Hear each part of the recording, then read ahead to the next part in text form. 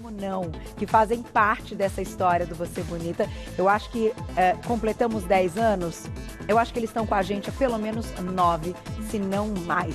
É uma grande história e nós escolhemos um tema para essa dupla que vocês vão adorar. Vamos rodar nossa vinheta? Sabor e Saúde.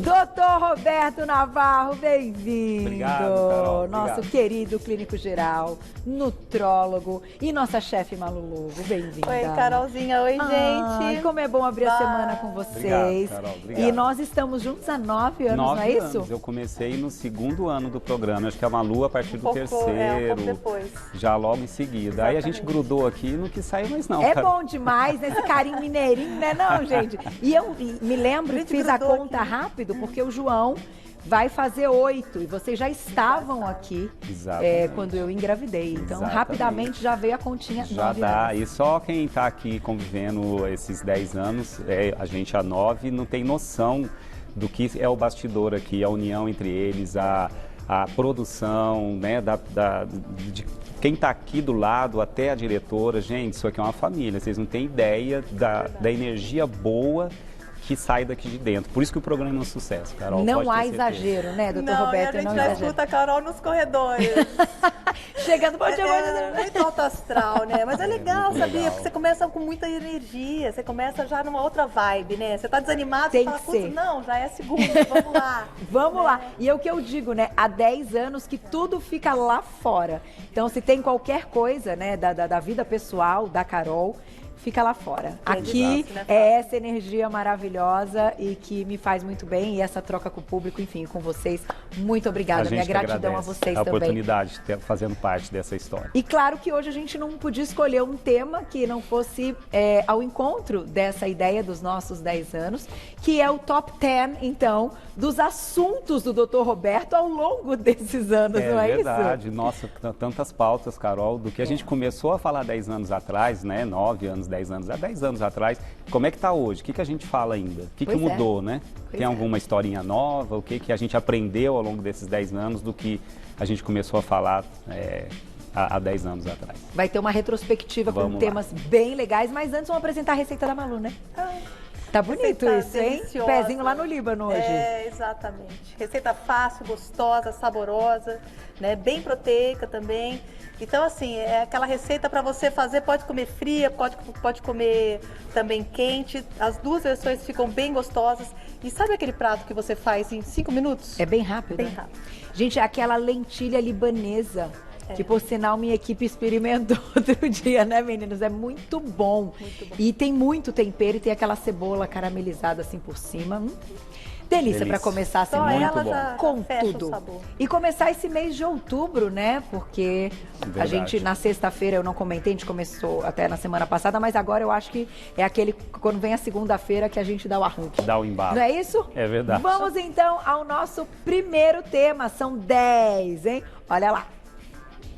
Dietas, vamos direto a esses, né? A elas, dietas. Falamos de muitas, né, doutor Roberto? Muitas. Eu acho que quando a gente começou há 10 anos atrás a falar de algumas, parecia estranho e algumas realmente se fortaleceram e mostraram alguma eficiência, né? Então acho que a gente falou muito nesses 10 anos, o que renasceu, a dieta cetogênica, que é uma exclusão bem extrema dos carboidratos, que na verdade nasceu muito mais para ser um tipo de tratamento, né, uma intervenção nutricional para alguns problemas de saúde, e acabou voltando à tona como uma estratégia, eu não considero nem dieta, mas uma estratégia alimentar para quem consegue, que ajuda sim no metabolismo, ajuda na perda de peso, ajuda a controlar, melhorar o perfil metabólico de alguns pacientes. Então a gente começou a falar mais do low carb, né? Sim. Também, que eu acho que é uma estratégia parecida, só que não precisa tirar 100%, é só comer menos. O jejum intermitente, né? Que a gente, há 10 anos atrás, eu falei para uma revista, uma matéria, que perguntou o que eu achava, eu achei estranhíssimo. Eu falei, mas o que significa isso, não comer? Que não comer pode me desnutrir. Não, é só ficar muitas horas, depois, né, comer no horário que pode, mas enfim, também se mostrou uma estratégia nutricional, uma intervenção nutricional que para alguns pacientes traz benefício sim. Então, acho que a gente entendeu a individualidade de cada um e entendeu que se a gente errar entre proteína, carboidrato e gordura, se errar muito no carboidrato, é o que talvez mais altere o nosso metabolismo e mais predisponha a problemas metabólicos, além da obesidade, além do diabetes. Então, acho que a gente, do que era teoria, acho que agora, no dia a dia, a gente tem visto essa sedimentação desses conceitos. Uma comprovação, né, doutor Roberto? Agora, eu tenho uma pergunta, antes da gente ir para o próximo tema, ligada à cetogênica. Até quantos dias você acha que pode ser saudável se manter em cetose? Dá para dizer isso? Hoje, estudos comprovam ou isso é individual? Carol, esse é o grande desafio, porque existem estudos fazendo um grupo de pessoas fazerem a cetogênica e acompanhá-los por um tempo X.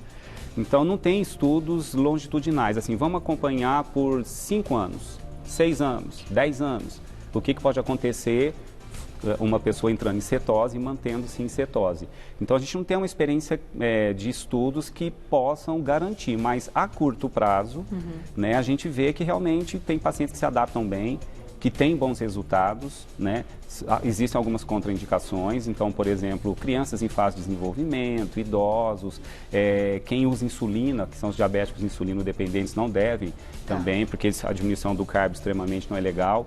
Tem alguns defeitos genéticos raríssimos que a pessoa não consegue acionar outra via que gera energia, que a gente gera energia pela glicose, que vem do carbo, ou, tirando a glicose, a gente vai gerar energia pela gordura do nosso corpo, pelos ácidos graxos. Tá. E a gente tem que acionar uma via específica e algumas pessoas têm dificuldade de acionar essa via.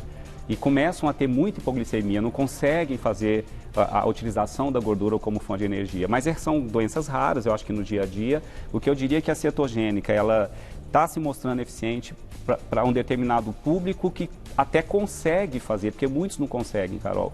Na prática de consultório, a gente vê que de cada 10 que vão tentar, 2 ou 3 vão conseguir continuar mais que um ano. O resto fala, não consigo, porque você também inviabiliza alguns atos sociais. Você não pode sair para comer uma massa, você não pode, às vezes, aceitar uma fruta. Né? Então chega uma hora, tiram, né? Chega uma hora que você fala, caramba, eu vou viver nisso até quando? Então acho que a cetogênica é válida por um tempo X, os estudos estão mostrando que não tem problema se feito com orientação médica.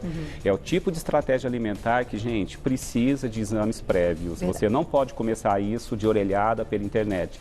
Tem que procurar médico, além do nutricionista, o médico é fundamental para justamente fazer uma triagem e saber você pode ou você não pode. É verdade. Tá aí. Vamos para o próximo tema. Daqui a pouquinho a gente começa a receitinha na tela, então. Olha lá. Além das dietas, a gente falou muito de glúten, Nossa, né? pra caramba. Aliás, acho que foi um dos temas mais falados nos últimos 10 anos, né? Mas pelo menos uma conclusão a ciência chegou, Carol, que foi desses 10 anos para cá.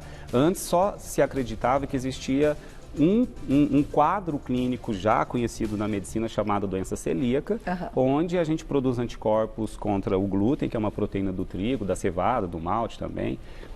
E essa doença já é velha conhecida, já se sabe como diagnosticar, tem exames que comprovam. E o tratamento é a exclusão total do glúten, ponto final, não se pode comer mais. O que se sabe hoje é que, em termos de estatística, 1 a 2% da população mundial tem a doença celíaca. O que se sabe hoje é que existe um grupo chamado hipersensível ao glúten não celíaco, que é o termo que se usou cientificamente. São pessoas que têm algum tipo de manifestação clínica desconfortável pela presença do glúten na alimentação, não a ponto de ter uma inflamação extrema do intestino e ter aquele quadro do celíaco, que é perda de sangue pelas fezes, desnutrição crônica, é um quadro que ou para ou morre. O hipersensível ao glúten, às vezes, tem sintomas sutis quando come o glúten com mais frequência, de uma dor de cabeça, uma dor no corpo, uma coceira na pele, um estufamento. E eles se beneficiam quando excluem o glúten ou quando, pelo menos, diminuem.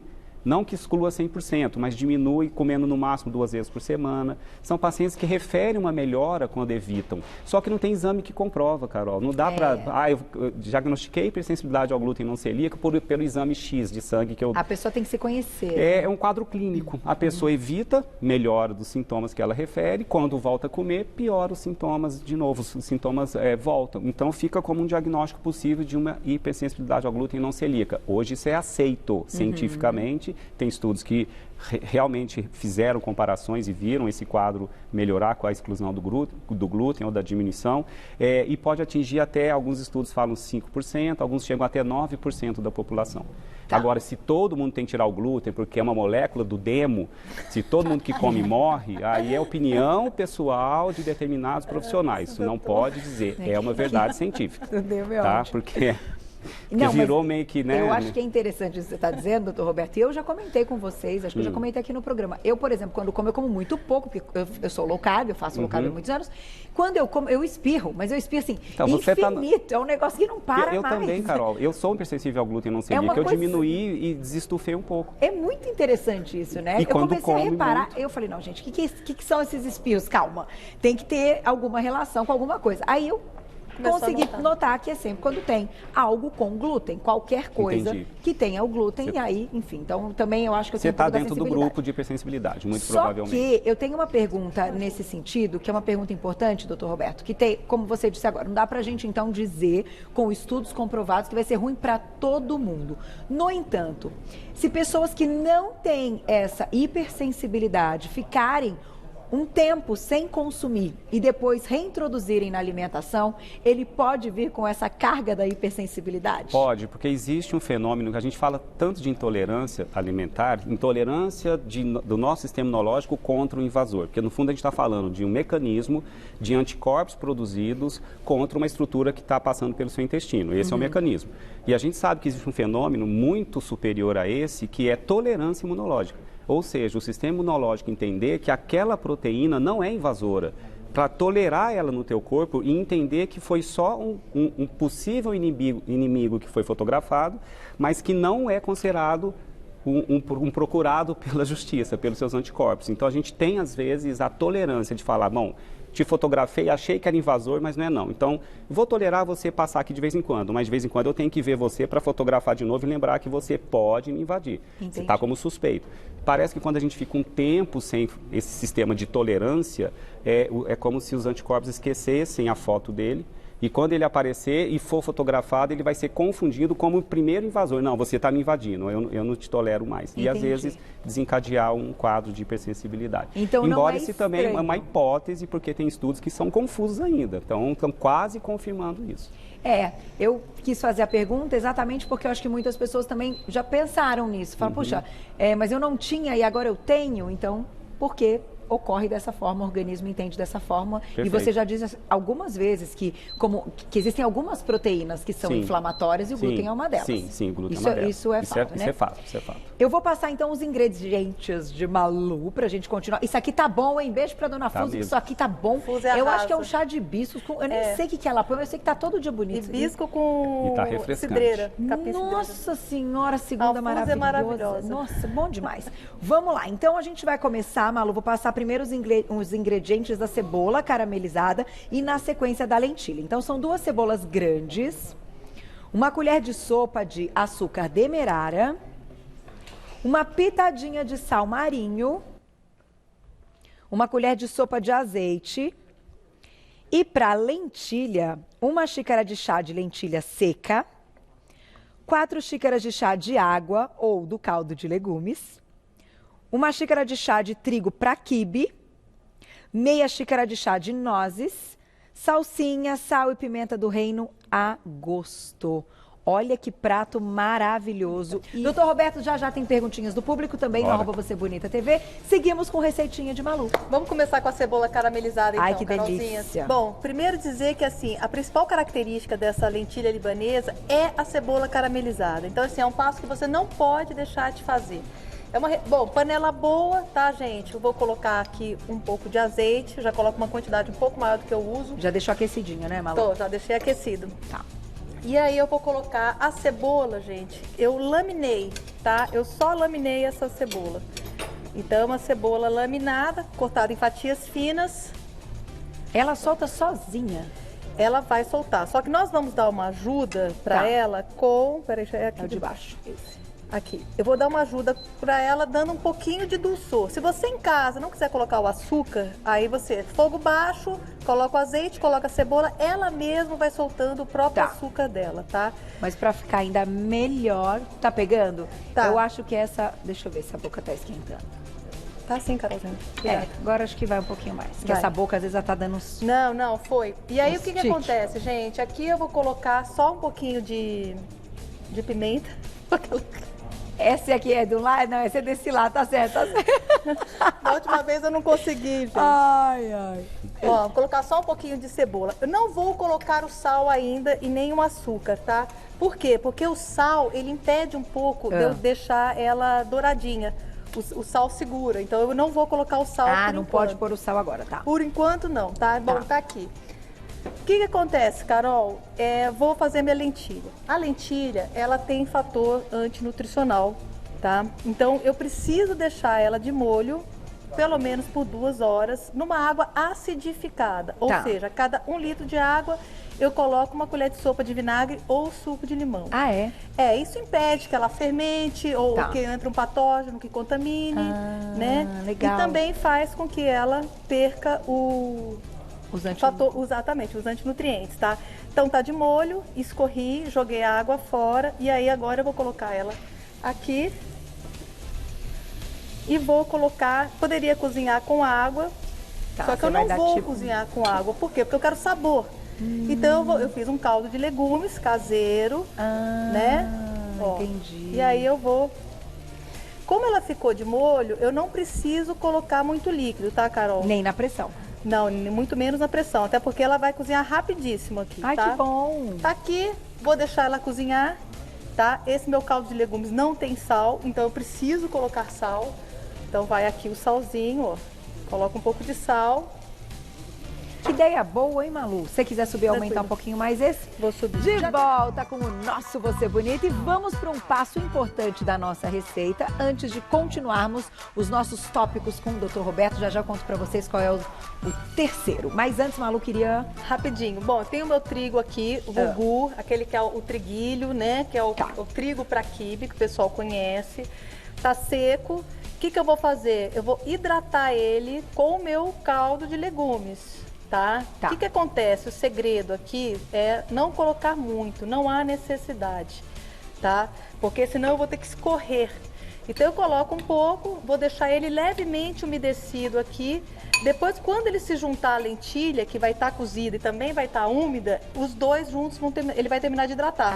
Então vai chegar no ponto correto, tá? Ai, que legal. Então eu não preciso molhar muito, tá? Tá, para depois ter que tirar esse excesso. Exatamente, ó. Esse trigo tem glúten. Eu acho. Tem.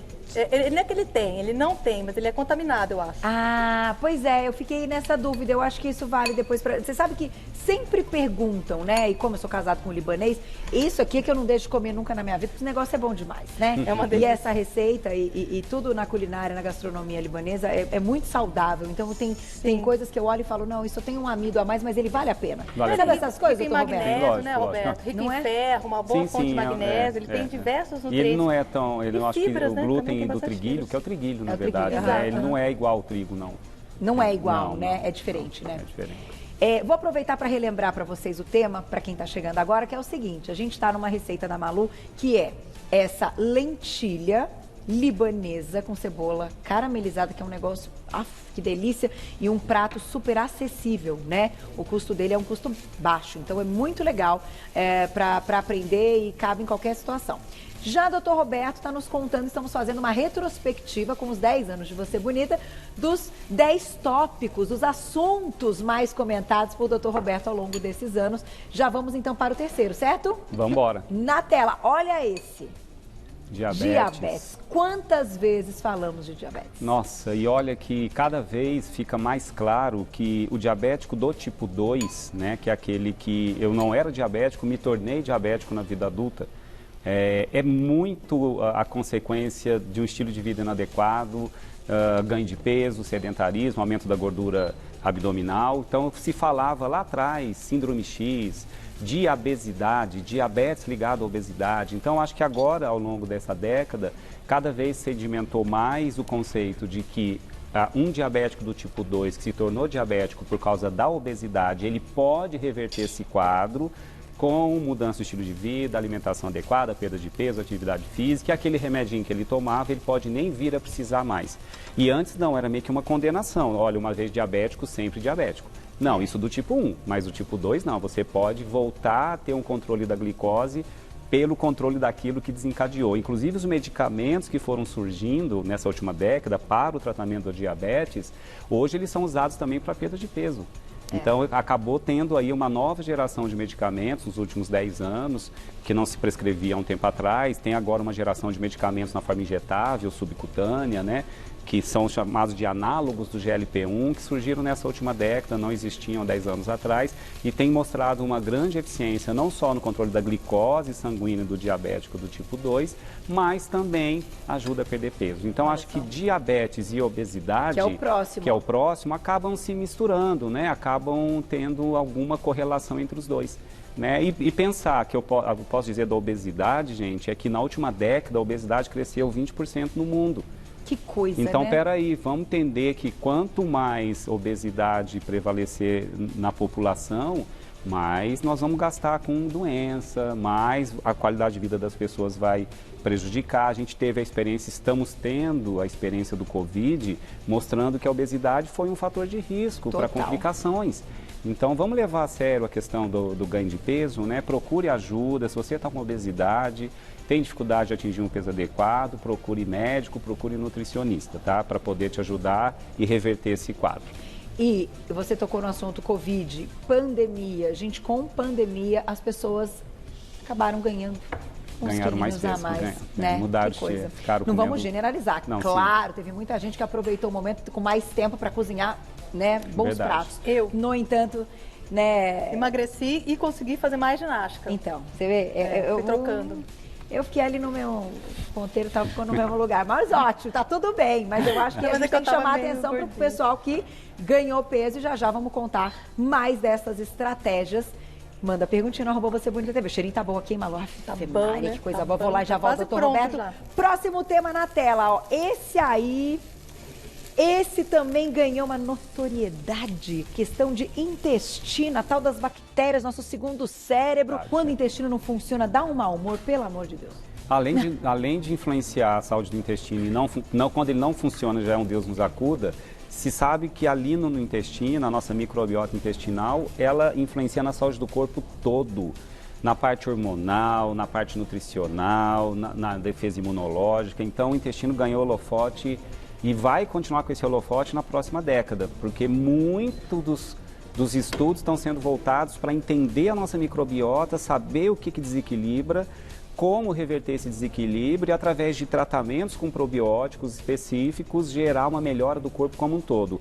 Boa parte da ciência está investindo nisso aí, pode ter certeza. A gente vai ter o controle ou a reversão de muitas doenças com o tratamento, vamos dizer assim, com o reequilíbrio da microbiota intestinal. Que legal. Pode ter certeza. Que legal. Isso é fato. Aí, claro, desde já de criança, né? Do primeiro momento ali da vida, né? Primeiros 1000 dias, Carol. São chamados primeiros 1000 dias que vão influenciar, que vão formar a sua microbiota intestinal. Então, a mãe gestante já vai entender que a alimentação dela, o estilo de vida dela influencia na microbiota do seu futuro filho. E nos primeiros 1000 dias, primeiros 3 anos, tem que ter alimentação correta, tudo bonitinho, sem as tranqueirinhas, né? Sem ficar dando antibiótico toda hora sem necessidade, anti-inflamatório. Então, as pessoas vão se preocupar em cuidar nos primeiros 1000 dias, porque a microbiota formada nessa etapa é que vai influenciar a saúde desse indivíduo para a vida toda. Fantástico. E uma coisa foi positiva dessa... A gente sempre tem que olhar coisas, né, positivas da questão desse caos que a gente está vivendo. Tem um lado bom, né? As crianças ficaram menos doentes. Talvez porque ficaram ali mais... Ficaram distantes umas das outras, o que é péssimo, na minha opinião, mas ficaram menos doentes. E isso é o lado bom, então, porque quem tem criança em casa sabe que não é brincadeira, principalmente nesse período que a gente passou de frio, de inverno, do tempo seco aqui em São Paulo, é terrível. Então, é verdade. então já adiantei o assunto, né, Glaucio? O próximo é esse tema aí, ó. Tá vendo? Vamos falar de imunidade. Meu Deus, complicado, né? Porque ao mesmo tempo, assim, eu vou dizer agora como experiência própria. Desde o primeiro dia que a gente não parou nenhum, todo mundo ficou bem. Aqui a gente também não teve nada, nem uma gripinha, né? Então, assim, que coisa interessante, doutor Roberto. Eu acho que a questão emocional também dá uma influenciada. Não dá? Também, aliás, o sistema imunológico sofre influência do estilo de vida. Primeiro, alimentação, exposição a contaminantes ambientais, sono bom. Se você tem insônia, a imunidade cai. O estresse frequente, psicológico, emocional, pode influenciar na imunidade. Alimentação inadequada. Então a gente tem que entender, e muito lá no intestino, né? A gente sabe que quase 70% da produção de anticorpos ocorre na mucosa, numa parte de trás do intestino chamada submucosa. São fabriquetinhas de anticorpos que estão espalhadas aí por essa região. Então a saúde da microbiota também influencia na produção de anticorpos, e quem se cuida, quem tem uma alimentação adequada, equilibrada, né? Sem carência de vitaminas, de minerais, né, de proteína, que é importante, teoricamente, né, tem uma imunidade boa. Quem ingere alimentos com probióticos, né, os alimentos fermentados, parece que realmente tem uma melhora do sistema imunológico, né? Então vamos tentar ter um estilo de vida saudável para a imunidade. A pandemia mostrou isso para a gente, a importância do zinco, da vitamina C, da vitamina D, né? Quer dizer, dos probióticos, saudável, né? Dos alimentos considerados imunes, que a gente fala, né? Sem dúvida. E a questão da máscara, claro que é desconfortável, enfim, como seres humanos a gente diz, mas de fato é algo importante, vocês viram como sim. realmente dá a questão do distanciamento, sem dúvida. Não ter o abraço, o beijo, essa proximidade e ter o uso da máscara, o quanto a gente também ganhou. Foi a única estratégia que a gente viu que realmente funcionou bem. Muito bom. Vamos para o próximo, olha lá, próximo tópico na tela. Longevidade e qualidade de vida. Essa é a busca, então. Nós vivemos buscando este tema. A busca da pílula que faz você também chegar aos 150 anos. Na verdade, nunca se buscou tanto compreender os mecanismos que fazem você viver menos. Então, a longevidade está diretamente ligada a estilo de vida, não adianta. Voltamos à alimentação, à produção hormonal adequada, a menos hábitos de vida desnecessários, como tabagismo, né? Os contaminantes ambientais, agrotóxicos, os metais pesados, chumbo, alumínio, mercúrio. Toda essa química entrando no teu corpo vai fazendo os processos de envelhecimento celular se acelerarem. O que faz a gente envelhece enferrujando, oxidando o corpo. Então tem vários fatores que aumentam, que a gente chama bioquimicamente de estresse oxidativo. Inclusive alimentação errada, hábitos de vida. Então a nossa alimentação tem que ser rica em antioxidantes. O que a ciência sabe é que quanto maior a capacidade antioxidante do teu corpo, e a gente consegue isso através dos nutrientes, dos alimentos, menos envelhecimento rápido você tem ou precoce, mais maior a nossa longevidade. Tá. Então a longevidade está direta e viver bem, né? Porque não adianta a gente hoje ter expectativa de vida, Carol, de 84 anos em alguns países. Antes se tinha uma expectativa de vida de 60 anos. Então você tinha as doenças do idoso a partir dos 60, pressão alta, diabetes, problemas cardíacos, né, demência, osteoporose, né, tinha que tomar quilos de remédio. Hoje a gente, às vezes, se deixar, começa a ter essas doenças a partir dos 40 anos. Então a gente tem que acrescentar não só vida, né, a nossa longevidade, viver mais, mas acrescentar qualidade de vida a esses anos. Não só viver mais anos, mas viver com qualidade de vida os anos que a gente tem a partir dos 50, a partir dos 60, para chegar aos 80, se possível aos 90, ainda com uma vitalidade boa. Muito bom, doutor Roberto. Vamos para o próximo tema. Já tem perguntinhas do público, já retomamos a receita da Malu. Esse é um tema que o doutor Roberto adora, falar de perfil genético. Por quê? Algumas vezes o doutor Roberto já contou aqui que é possível sim, hoje, né, conhecermos mais a respeito deste assunto e que muitas coisas a gente pode modificar. E que, na verdade, o perfil genético não dita tudo. Né? Os nossos hábitos também estão aí para mudar algumas questões. Vamos para Malu ou Gláucia? Ela vai finalizar então. Gente. Bom, cozinhei aqui a minha lentilha, tá? Pouca água, por quê? Porque ela já estava de molho, não houve necessidade, tá? Então assim, até ela ficar macia e sem líquidos. Tá bom. Tá? Então eu vou colocar aqui. Olha lá, que delícia. Ó, minha lentilha cozida, tá? Eu coloquei só apenas um pouco de sal nela. Ela fica crocante? Não muito, Assim, Carol. al dente? Ela fica al dente, exato. Tá. Tá, mas ela é macia, ela fica al dente. Vou colocar, Carolzinha, a minha cebola, tá? Que eu já deixei dourando. Olha essa como deu cebola tempo. é só paciência, Carol. E você vê que é tão rápido que esse prato ficou pronto enquanto a gente estava fazendo o programa. Pois é. Tô usando Bem tudo que você aqui que eu falou fiz que era agora. rápido mesmo, olha lá. Ó, então eu tenho aqui a minha cebola, vou colocar essa cebola. Essa cebola vai ser responsável pelo sabor. Quem não quiser usar a lentilha, pode usar a ervilha, enfim, tá? O mesmo pro triguilho, pode trocar, tá? E vou colocar aqui. Você viu como ele deu uma inchada depois que eu hidratei, né? Ele cresce, tá, gente? Bom, e agora eu vou misturar e provar os sabores, tá? Que delícia. Então, assim, eu tenho apenas 3 ingredientes aqui, gente. É uma receita extremamente fácil e saborosa. Olha lá. Ó, Quanto, Maluzinha, você vai servindo. Então, a gente vai falar do perfil genético. Daqui a pouquinho tem Isso. perguntinhas do público eu no vou arroba você finalizar bonita só com um pouco de... TV. E aí, doutor Roberto, eu sei que você adora esse tema. Até porque ele é um tema muito atual mesmo, né? Depois que a ciência conseguiu codificar o genoma humano, que levou aí um bom tempo e foi concluído nessa década, se passou a ver a influência que a gente chama de polimorfismo, né? O DNA é uma fita métrica assim, de 1 a 100 milhões de centímetros. E cada espaço, cada pedacinho dessa fita é um código específico para determinadas ações dentro do corpo. Tá. Então, se o código lá 321, quando ativado, é para produzir tal substância, se essa sequência não for 321, for 312, o que acontece? Isso a gente chama de polimorfismo. Será que isso traz problemas à saúde? E o que se viu é que alguns polimorfismos, mesmo que existam, eles não trazem consequência tão danosa ao corpo humano. Tá. Não chegam à via final de um problema patológico. E alguns polimorfismos predispõem a uma doença específica real. Só que o que a gente sabe é que além da genética desse código, existe o ambiente que a gente vive que vai influenciar nesse código se manifestar ou não.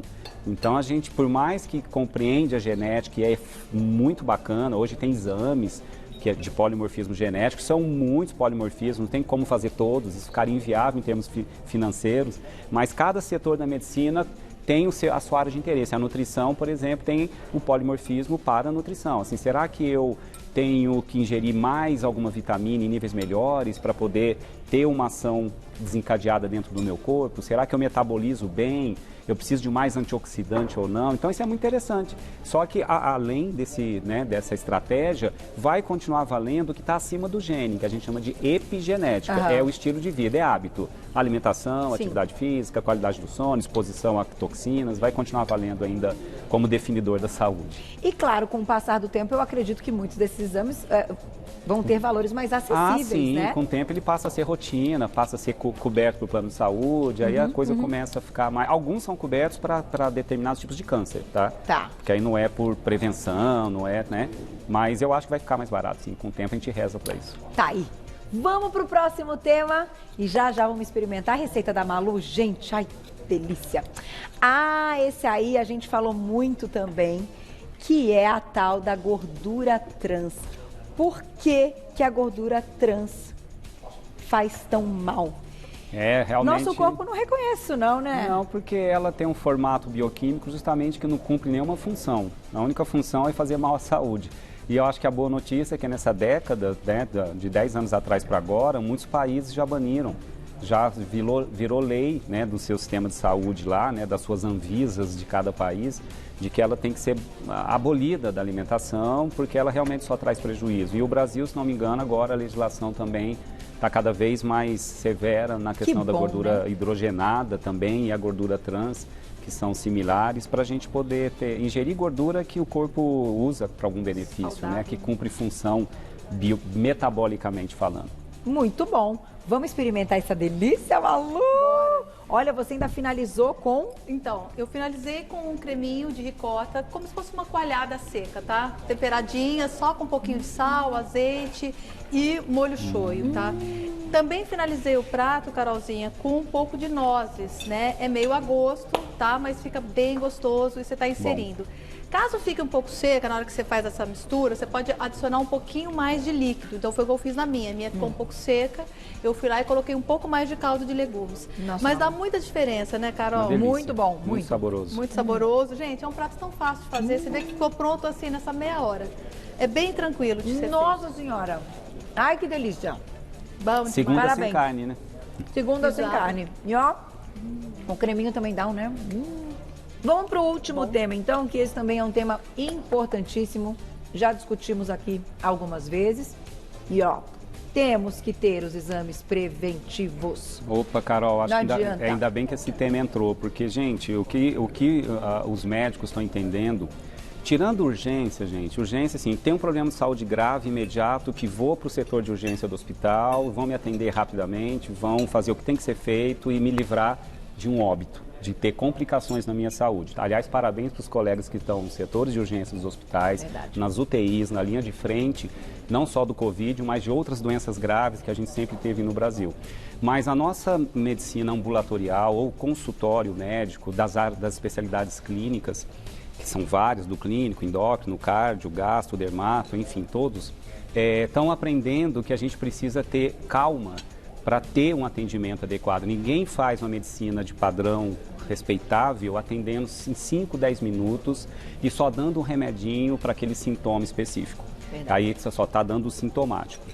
Então a gente está entendendo, hoje tem muitos exames preventivos, muito além dos que a gente já conhecia. Então essa visão maior de atender o paciente, entender todo o seu histórico de vida, doenças dos pais, né?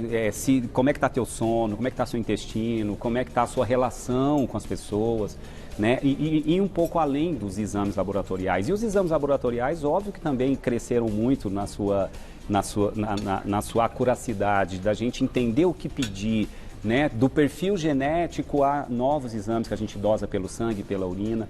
Então dá para fazer uma medicina muito mais personalizada ou com mais cuidado para a gente conseguir cuidar da população. Então, exames preventivos sempre, todo ano faça o seu check-up cardiológico, o seu check-up nutrológico, seu check-up ginecológico, seu check-up clínico, hormonal, com o seu endócrino também. Ou seja, gente, vamos cuidar do todo, tá? Porque é isso que a gente consegue ver de benefício real para a sua saúde, você envelhecer bem, você ter qualidade de vida, longevidade, né? Bem-estar, E peso gastar muito saudável. menos. E gastar muito menos com remédio. Com remédio, sem né, sombra gente? de dúvida. O É melhor isso remédio é a mesmo. prevenção ainda. Vai na impressionante. xepa, né? Hoje É a tem tantas prevenção. maneiras, né? A comida tá cara, vai no supermercado, tá um absurdo.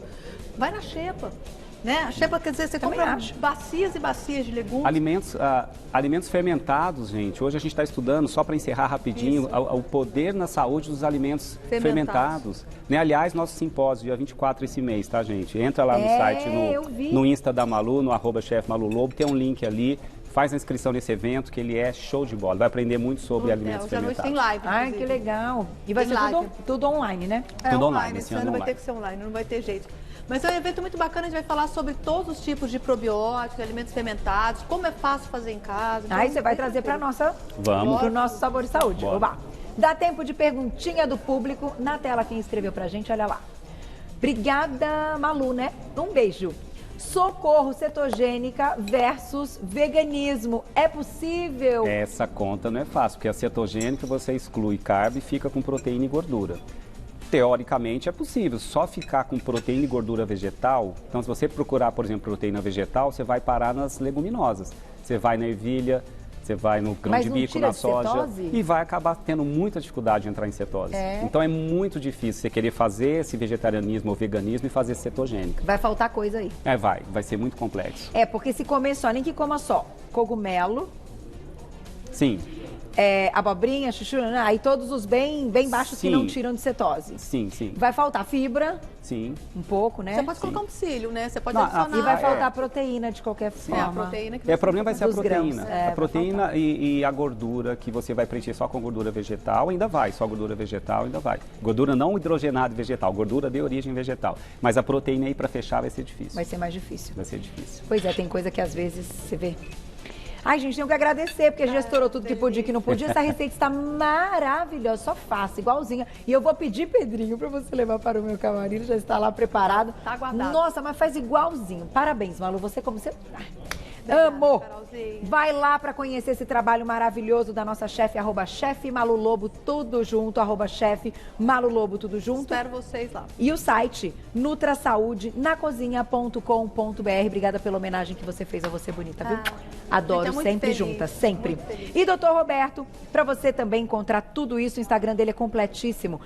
@doutor abreviado, Roberto Navarro, tudo junto. Doutor abreviado, Roberto Navarro, tudo junto. E o site doutorrobertonavarro.com.br. Um trabalho impecável que eu conheço de perto, assino embaixo, sou fã e digo sempre, Obrigado, você é médico Carol. que a gente quer mesmo, Obrigado. né? Que faz medicina, que cuida do indivíduo. Obrigado, Carol. Pela Obrigada, viu? consideração. Por tantos anos e pela parceria. Obrigado. Amamos vocês. Obrigado. Beijo!